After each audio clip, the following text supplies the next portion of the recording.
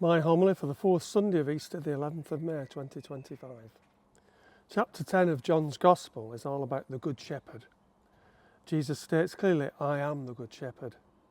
Now that would have spoken to the people of that time of a man who was dedicated to his sheep, a man who lived out in the hills with them, a man who, in the words of our late Pope, had the smell of the sheep, a man who cared for and protected his sheep, a man who was even willing to risk his life for them, a man who knew his sheep intimately and whose voice the sheep recognised.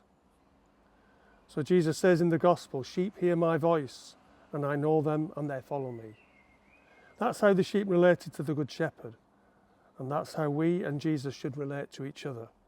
We listen to Jesus in the Scriptures, and we follow him. Listen then to what he says to us who follow him. I give them eternal life.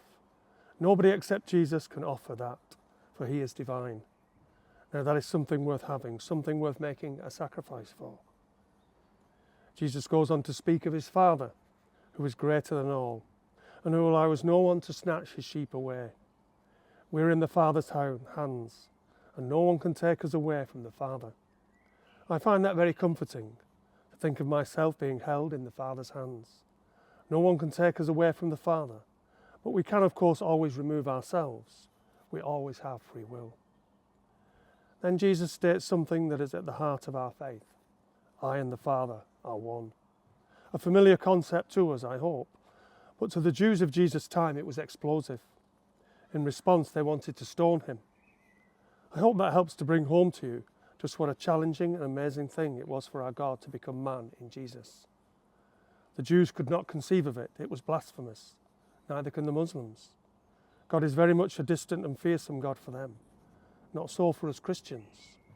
For by his own choice, he is intimate with us in a unique way.